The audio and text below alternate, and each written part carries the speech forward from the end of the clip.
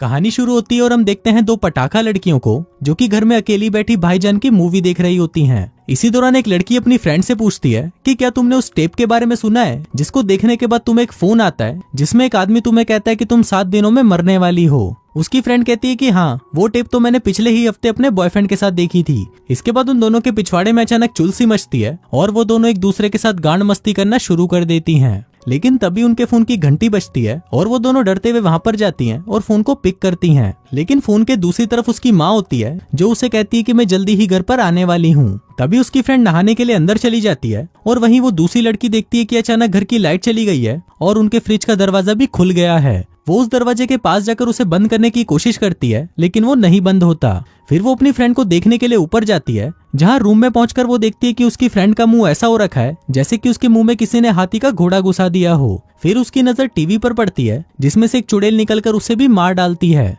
तभी scene shift होता है और हम देखते हैं वॉशिंगटन डीसी में एक चूतिए की आंख खुलती है जिसका नाम होता है बाबा बकलंडी। वो उठकर मूतने जाता है लेकिन तभी उसे उसकी बेटी की चिल्लाने की आवाज सुनाई देती है। वो भागता हुआ बाहर आता है जहाँ वो देखता है कि उसके कुत्ते अजीब अजीब हरकतें कर रहे होते हैं। कोई ट्रैक्टर चला रहा होता है तो कोई हुक्का पीकर भंड हो चुका होता है। लेकिन तभी उसे फिर से उसकी बेटी की आवाज सुनाई देती है तो वो भागते हुए खेतों में जाता है जहाँ वो देखता है कि उसका पूरा खेत बर्बाद हो चुका है और ऊपर से देखने पर हम एक एरो बना हुआ देखते हैं जिस पर लिखा हुआ था अटैक हेयर। वहीं दूसरी तरफ हम देखते हैं भड़वी को जो कि बाकी फिल्मों की तरह इस फिल्म में भी है और इसमें वो एक न्यूज रिपोर्टर बनी हुई है। वो बताती है कि हमें सूत्रों से पता चला है कि बाबा बकलंडी के खेतों में कुछ अलग तरह की एक्टिविटी पाई गई है जिसको देखकर लगता है कि शायद ये काम दूसरे ग्रह से आए हुए एलियंस का हो सकता है। फिर जब वो वहां से बाहर निकलती है तो वहां पर उसका बॉस आता है और उसे कहता है कि अब तुम्हें ऐसी न्यूज पर काम करना बंद कर देना चाहिए क्योंकि इससे लोग बोर हो रहे हैं और हमारी टीआरपी नीचे जा रही है। इसलिए मैं चाहता हूं कि तुम ह्यूमन इंटरेस्ट वाली कहानियों पर ही काम करो। इस पर भड़वी गुस्से में सबको अपने बब्बे दिखाती है और कहती है कि बहनचोद इसमें ऐसा क्या खास है जो सभी लोग इसके पीछे पागल हैं। इसके बाद हम देखते हैं बाबा बकलंडी को जो कि अपने भाई चूची विनाशक के पास आता है और उसे कहता है कि बोसड़ी के तू पूरे दिन ये सब क्या बकचोदी करता रहता है, अब जल्दी से सामान लेकर गैराज में आ, हमें ट्रैक्टर की मरम्मत करनी है। लेकिन इस पर चूची विनाशक उसे कहता है कि नहीं, मैं अब ये सब नहीं करने वाला, मैं तो एक रैपर बनना चाहता हूँ। बाबा बकलंडी उसे कहता है कि चूतिया तेरे से कोई काम तो ढंग से होता नहीं है और तू जो भी काम शुरू करता है उसे बीच में ही छोड़ देता है। इस पर चूची विनाशक कहता है कि आज रात मेरा एक रैप बैटल है, तुम लोग यहीं बैठकर अपनी गांड मरवाओ और मैं जाकर उस बैटल को जीत कर आऊंगा। इसके बाद हम भड़वी को देखते हैं जो कि अपने भांजे चूसू चंद को लेने के लिए उसके स्कूल आती है। वहाँ पर उसकी मुलाकात काली शक्ति से होती है जो कि हर मूवी की तरह इस मूवी में भी थी। फिर वो भड़वी से पूछती है कि क्या तुम्हारी लाइफ में कोई लड़का आया, जिस पर भड़वी कहती है कि नहीं, मुझे कोई सही लड़का आज तक मिला ही नहीं, मुझे तो एक ऐसा लड़का चाहिए जो मुझे दिल से चाहे और दिन रात घोड़ी बनाकर मेरी पीछे से बजाए। इस पर काली शक्ति कहती है कि लड़का तो ऐसा ही होना चाहिए जो दिन रात सिर्फ बजाता रहे और बजाता रहे। वहीं एक लड़का उनकी बातें सुन रहा होता है जिसको देखकर काली शक्ति उसे कहती है कि बोसड़ी के अपना काम कर। तभी वहां पर चूची विनाशक भी आ जाता है जो कि वहां पर अपनी भतीजी को लेने आया था। वहीं जब भड़वी की नजर चूची विनाशक पर पड़ती है तो वो उसके पास आती है और उसे कहती है कि तुम बाबा बकलंडी के भाई हो ना, जिस पर वो कहता है कि हाँ, और मैं भी तुम्हें पहचान गया, तुम वही रिपोर्टर भड़वी हो ना जो टीवी पर रोज हग कर जाती है। इसके बाद वो उनको कहता है कि आज रात को एक क्लब में मैं एक रैप बैटल में हिस्सा लेने वाला हूँ और अगर तुम दोनों भी वहां पर आओगी तो मुझे बहुत अच्छा लगेगा। मैं वहां पर रैप करूंगा और इतना खतरनाक रैप करूंगा कि उसको सुनकर सभी लोगों की गांड फट जाएगी। इसके बाद भड़वी चूसू चंद को लेकर घर जाने लगती है, जिस दौरान चूसू चंद उसे बताता है कि एक लंबे काले बालों वाली लड़की तुम्हें मारना चाहती है। अब ये सुनकर भड़वी को लगता है कि शायद चूसू चंद अकेला महसूस कर रहा है, तो वो उसे कहती है कि तुम चिंता मत करो, जब तक हम दोनों साथ हैं किसी को कुछ नहीं होगा। मुझे पता है कि जब से तुम्हारी माँ मरी है तुम बहुत अकेला महसूस कर रहे हो, लेकिन अब से मैं हमेशा तुम्हारा ख्याल रखूंगी। पर तभी वो देखती है कि वो चूसू चंद को तो कार में बिठाना ही भूल गई।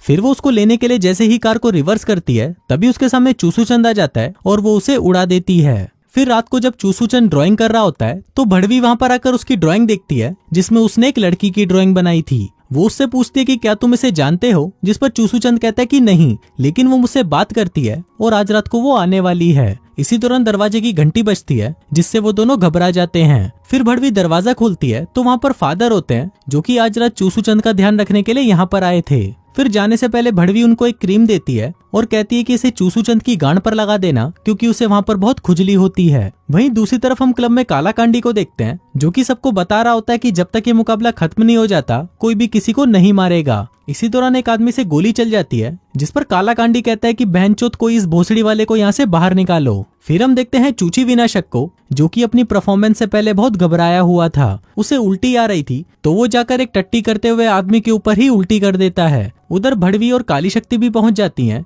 जहाँ पर काली शक्ति भड़वी से कहती है कि मेरी आज बहुत ज्यादा गांड फटी पड़ी है और मैं अपने घर पर अकेली नहीं रह सकती, तो क्या तुम आज रात मेरे साथ रुक जाओगी, जिस पर भड़वी भी मान जाती है। इसके बाद रैप बैटल शुरू होता है, जहाँ पर दो काले बहुत ही ज्यादा काले आदमी अपना अपना परफॉर्मेंस देते हैं। फिर जब जज से उनकी परफॉर्मेंस के बारे में पूछा जाता है तो वो कहता है कि मुझे तो तुम दोनों बहुत बड़े चूतिए लगे, पता नहीं बहनचोद मैं यहाँ पर आया ही क्यों, ये क्लब एकदम घटिया है और यहाँ के लोग भी बिल्कुल वाहियात हैं। अभी सुनते ही उन लोगों के दिमाग का बोसड़ा हो जाता है और वो उसे गोलियों से भून डालते हैं। इसके बाद फिर से रैप बैटल शुरू होता है, जो कि अब एक मोटे आदमी और चूची विनाशक के बीच में था। पहले मोटा आदमी अपना रैप सुनाता है।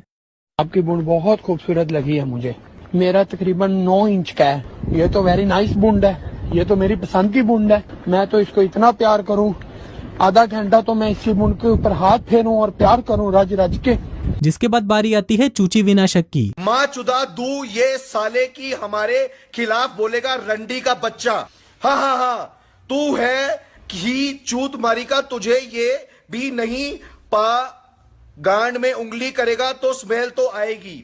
अब चूची विनाशक का रैप इतना ज्यादा शानदार था कि वो ये बैटल जीत जाता है और इसी खुशी में अपनी टोपी को अपने सर के ऊपर कर लेता है। लेकिन उस क्लब में ऐसा करना सही नहीं था, तो वो लोग चूची विनाशक को उठाकर वहाँ से बाहर फेंक देते हैं। तभी काला कांडी वहाँ पर आता है और उसे कहता है कि भाई तुम रैप ऐसे बंद नहीं कर सकते, जिस पर चूची विनाशक कहता है कि रैप की माँ का बोसड़ा, और वो वहाँ से चला जाता है। इसके बाद घर पर हम भड़वी और काली शक्ति को देखते हैं, जहाँ पर भड़वी उससे पूछती है कि तुम इतनी परेशान क्यों हो, जिस पर काली शक्ति उसे बताती है कि कुछ दिनों पहले मैंने एक टेप देखी थी। अभी सुनकर भड़वी घबरा जाती है और कहती है कि इसमें मेरी कोई गलती नहीं है, वो होली का दिन था और मैंने कुछ ज्यादा ही पी ली थी। काली शक्ति कहती है कि नहीं नहीं, वो वाली टेप नहीं, ये टेप तो काफी डरावनी थी, जिसको देखने के बाद मेरे फोन की घंटी बजने लगी और एक डरावनी आवाज ने कहा कि तुम 7 दिनों में मरने वाली हो और आज का दिन वही 7वां दिन है। तभी काली शक्ति के नाक से खून निकलने लगता है और वो अजीब अजीब हरकतें करने लगती है। अब ये देखकर भड़वी बहुत डर जाती है, लेकिन तभी वो देखती है कि काली शक्ति तो सिर्फ नाटक कर रही थी। जिसके बाद उसे फिर से दौरे पड़ने लगते हैं, लेकिन इस बार भी वो सिर्फ नाटक कर रही थी। फिर काली शक्ति अपने रूम में पॉपकॉर्न लेने जाती है, लेकिन वहाँ पर उसके आते ही टीवी अपने आप ही ऑन हो जाता है। वो भड़वी को आवाज लगाने लगती है, लेकिन भड़वी उसे कहती है कि नहीं, इस बार मैं चूतिया नहीं बनूंगी। फिर काली शक्ति उस टीवी को बंद करके वहाँ से जाने लगती है, लेकिन तभी वो टीवी फिर से ऑन हो जाता है और उसमें एक काले बालों वाली लड़की काली शक्ति की तरफ बढ़ने लगती है। फिर वो चुड़ैल टीवी से बाहर निकल आती है और काली शक्ति को मारने उसके पास आने लगती है, लेकिन तभी काली शक्ति उसे एक जोर का घुसंड पिलाती है और उसे कहती है कि बहन की घोड़ी उठ, मैं भी देखती हूँ तेरी गांड में कितना दम है। वो चुड़ैल उसे मारने की कोशिश करती है, लेकिन तभी काली शक्ति उसकी गुफा में लात मारकर उसका छेद बंद कर देती है। अब इससे उस चुड़ैल की भी सटक जाती है और फिर वो काली शक्ति को कुत्ते की तरह पेलने लगती है। फिर कुछ देर बाद जब भड़वी काली शक्ति को देखने उसके रूम में जाती है, तो वो देखती है कि उस चुड़ैल ने काली शक्ति को मार डाला है। इसके बाद हम बाबा भकलंडी को देखते हैं, जिसके पास उसका एक चूतिया दोस्त आता है और उसे कहता है कि फादर, मैं उस रात के लिए आपसे माफी मांगना चाहता हूँ। अगर मैं उस रात सिर्फ 20 मिनट के लिए नहीं सोया होता तो, अगर मैंने सारी की सारी दारू की बोतलें नहीं पी होती तो, अगर मैंने उस रात मुट्ठ नहीं मारी होती तो। इस पर बाबा भकलंडी उसे कहता है कि बोसड़ी के मुद्दे पर तो आ, तू बोलना क्या चाहता है। चूतिया कहता है कि काश उस रात ये सब नहीं होता तो आपकी वाइफ मेरे ट्रक के नीचे नहीं आती। तभी कहानी फ्लैशबैक में जाती है और हम बाबा भकलंडी को देखते हैं, जो कि नाचता गाता हुआ घर जा रहा होता है। तभी रास्ते में उसे पुलिस वाले रोक लेते हैं और उसे बताते हैं कि आपकी वाइफ को ट्रक ने कुचल दिया है और अब वो सिर्फ कुछ टाइम के लिए जिंदा है। बाबा भकलंडी कहता है कि मुझे कुछ समझ नहीं आ रहा, जिस पर पुलिस वाली बताती है कि ये आपकी वाइफ है और उसकी हालत ऐसी हो गई है। बाबा भकलंडी कहता है कि मुझे अभी भी समझ नहीं आ रहा, क्या उसके बीच में से 2 टुकड़े हो चुके हैं। पुलिस वाली कहती है कि हाँ, उसकी कमर से। फिर बाबा भकलंडी कहता है कि मान लीजिए ये उसके नीचे का हिस्सा है, तो क्या मैं कुछ टाइम के लिए उसके साथ ये कर सकता हूँ। पुलिस वाली उसे कहती है कि भोसड़ी के वो मरने वाली है और तुझे अभी भी 14 पट्टी की पड़ी है। इसके बाद बाबा भकलंडी अपनी बीवी से मिलता है, जिसके पास सिर्फ कुछ ही टाइम बचा था। फिर जाने से पहले उसकी बीवी उसे कहती है कि मुझसे प्रॉमिस करो, तुम हमेशा मुझसे प्यार करोगे। बाबा भकलंडी कहता है कि हाँ जाने मन, बिल्कुल। फिर वो कहती है कि तुम मुझे ये भी प्रॉमिस करो कि तुम किसी दूसरी लड़की के साथ घचाघच नहीं करोगे। अभी सुनकर बाबा भकलंडी नाटक करने लगता है और उसे कहता है कि तुम ये क्या कह रही हो, मुझे कुछ सुनाई नहीं दे रहा। फिर उसकी वाइफ उसे कहती है कि मैंने $2 मिलियन कहीं पर छुपा कर रखे हुए हैं। बाबा बकलंडी उसे पूछता है कि कहाँ पर,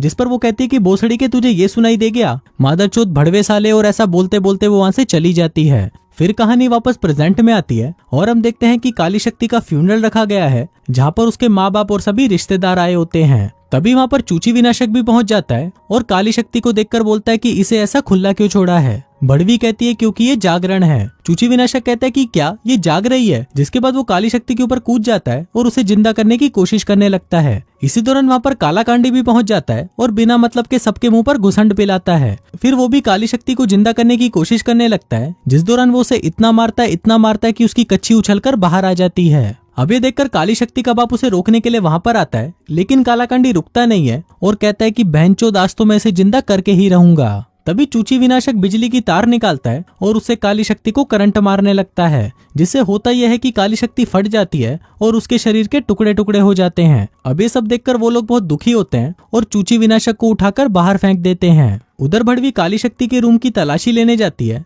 जहाँ पर उसे वही टेप मिलती है जिसको देखने से वो मर गई थी। भड़वी उस टेप को अपने घर ले आती है और उसे चलाकर देखने लगती है। अब उस टेप को देखते ही भड़वी के फोन की घंटी बजती है, जिसमें एक आदमी उसे कहता है 7 दिन। अभी सुनकर वो डर जाती है और उससे पूछती है कि क्या मैं अगले सोमवार को मरने वाली हूँ। वो आदमी कहता है कि नहीं, सोमवार को तो वर्किंग डे है, तुम तो संडे को ही मर जाओगी। भड़वी कहती है लेकिन मेरे पास तो घड़ी ही नहीं है, तो मैं टाइम कैसे देखूंगी। आदमी कहता है कि तुम्हें इसकी जरूरत नहीं पड़ेगी क्योंकि तुम्हारे पास सिर्फ 7 ही दिन बचे हैं। भड़वी कहती है कि बीच में गांधी जयंती की छुट्टी है, तो क्या तुम उस छुट्टी का दिन भी गिनते हो। इस पर वो आदमी कहता है कि बहन की गोड़ी बकचोदी मत कर, मैं तुझे 7 दिन दे रहा हूँ और अगर तुझे इतनी ज्यादा ही खुजली है तो मैं अभी आकर तेरा काम तमाम कर देता हूँ। अभी सुनकर भड़वी घबरा जाती है और भागते हुए चूची विनाशक के घर पर जाती है। वो उसे बताती है कि मैंने एक टेप देखी, जिसको देखने के बाद मुझे एक कॉल आया जिसमें एक आदमी ने मुझे बोला कि मैं 7 दिनों में मरने वाली हूँ। इस पर चूची विनाशक कहता है कि नहीं, वीडियो टेप कातिल नहीं होती। तभी छोटा छतरी कहता है कि होती है, मेरे एक दोस्त ने भी ये टेप देखी थी और वो भी मर गया। इस पर काला कांडी कहता है कि मेरे एक दोस्त फुद्दू ने भी इस टेप को पिछले ही हफ्ते देखा था और आज सुबह जब उसने उठकर देखा तो वो मर चुका था। छोटा छतरी उसे कहता है कि चूतिए, कोई मरा हुआ इंसान उठकर कैसे देख सकता है। काला कांडी बताता है कि जब वो सोया था तो जिंदा था, उठकर देखा तो मर चुका था। इस पर छोटा छतरी उसे कहता है कि भोसड़ी के ये क्या बकचोदी है, अगर कोई इंसान सोकर मर गया तो वो उठकर कैसे देखेगा। अब ये सब बकचोदियां सुनकर भड़वी परेशान हो जाती है और छोटा छतरी को कहती है कि भोसड़ी के जल्दी बता, मेरी मदद कौन कर सकता है। छोटा छतरी उसे कहता है कि मेरी दोस्त गंडमरी, वो और उसका पति ये सब बकचोदियां करते रहते हैं, इसलिए तुम्हें उनके पास ही जाना चाहिए। फिर भड़वी गंडमरी से मिलने उसके घर पर जाती है, जहाँ पर गंडमरी को पहले से ही पता चल चुका था कि वो यहाँ पर आने वाली है। वो भड़वी से पूछती है कि क्या तुम वो टेप लेकर आई हो, क्योंकि उसको देखने पर ही हमें पता चलेगा कि उसमें क्या है। इसके बाद वो सभी उस टेप को देखने लग जाते हैं, जहाँ पर उन्हें एक लाइट हाउस दिखता है। इस पर वो दोनों कहते हैं कि तुम इस लाइट हाउस को ढूंढ निकालो क्योंकि तुम्हारी मंजिल यहीं पर ही है। तभी उस टेप में हम एक लड़की को देखते हैं जिसकी नाक पर मक्खी बैठी होती है। फिर गंडमरी उस मक्खी को भगाने की कोशिश करती है, लेकिन गलती से वो उस लड़की की नाक पर मार देती है। अब इससे गुस्सा होकर वो लड़की गंडमरी को भी एक लगा देती है और उसके मुंह पर थूक देती है। अब गंडमरी का भी दिमाग सटक जाता है और वो उसे टीवी से बाहर खींच लेती है। कहती है कि बहन की गोड़ी रुक, बताती हूँ तेरे को। अब ये देखकर उसका पति उसे रोकने लगता है और कहता है कि बस कीजिए, देखिए फट गई है उसकी। लेकिन गंडमरी फिर भी नहीं मानती। वो उसके बाल उखाड़ लेती है और उसके मुंह पर एक घुसंड पिलाती है। कहती है कि भोसड़ी की आज के बाद मुझसे पंगा मत लेना। इसके बाद जब भड़वी घर पहुंचती है तो वो देखती है कि वहाँ पर चूसू चंद भी वो टेप देख रहा होता है। तभी उसका फोन बजता है और वो आदमी भड़वी से कहता है कि कैसी हो भड़वी, आखिरी हफ्ते का मौज ले रही हो, चलो मेरी चूसू चंद से बात करवाओ। लेकिन तभी भड़वी डर जाती है और फोन काट देती है, पर वो फोन फिर से बजता है और वो आदमी कहता है कि मेरे पास चूसू चंद के लिए एक मैसेज है। भड़वी उस मैसेज को लिख लेती है, पर जब वो उसे पढ़ती है तो उसमें लिखा होता है 7 दिन, जिसको देखकर भड़वी की फटकर 464 हो जाती है। वहीं दूसरी तरफ व्हाइट हाउस में हम प्रेसिडेंट को देखते हैं, जिनको भी पता चल चुका था कि एक ऐसी टेप है जिसको देखने से 7 दिनों के अंदर मौत हो जाती है। लेकिन वो चूतिया प्रेसिडेंट कहता है कि जल्दी से दारू और चखना मंगवाओ और हम सब मिलकर पार्टी करेंगे। वहीं भड़वी भी उस लाइट हाउस का पता लगाकर वहां पर पहुंच जाती है, जहां पहुंचकर वो देखती है कि वहां पर एक बुढ़ा आदमी है जो उसकी हर एक एक्टिविटी पर नजर रखता था। वो बताता है कि मैं काफी सालों से अकेला हूँ, इसलिए मैं कभी कभी तुम्हारी वीडियोस देखकर मुट्ठ मार लिया करता हूँ। इस पर भड़वी उससे कहती है कि बकचोदी बंद करो और ये बताओ कि वो छोटी लड़की कौन है। बुड्ढा बताता है कि हमने उस लड़की को कई सालों पहले अडॉप्ट किया था, लेकिन वो एक शैतान थी। वो घोड़ों को पागल कर देती, कुत्तों को मार डालती और टीवी का रिमोट छुपा देती। फिर एक दिन गुस्सा होकर मेरी बीवी उसे अपने पुराने घर ले गई और उसे कुएं में डुबाकर मार डाला। मुझे लगा कि ये इतनी सी सजा उसके लिए काफी होगी, लेकिन तभी उस लड़की ने वो सब कुछ रिकॉर्ड कर लिया। जिसके बाद उस टेप को जो भी देख रहा है वो 7 दिनों बाद मर रहा है। बड़वी पूछती है तो इससे एलियन का क्या वास्ता, जिस पर बुड्ढा कहता है कि मुझे वो तो पता नहीं, शायद उन एलियंस को भी वो बच्ची ही बुला रही है हम सभी को मारने के लिए। अभी सुनकर भड़वी घबरा जाती है और कहती है कि हमें सबको इसके बारे में बताना होगा। उधर हम बाबा भकलंडी और उसके परिवार को देखते हैं जो कि टीवी पर न्यूज देख रहे होते हैं। तभी न्यूज एंकर बताता है कि अभी अभी हमें खबर मिली है कि एलियंस धरती पर आ चुके हैं। अब हम आपको जो दिखाने वाले हैं ये एक ऐसा वीडियो है जिसको देखकर आप घबरा सकते हैं।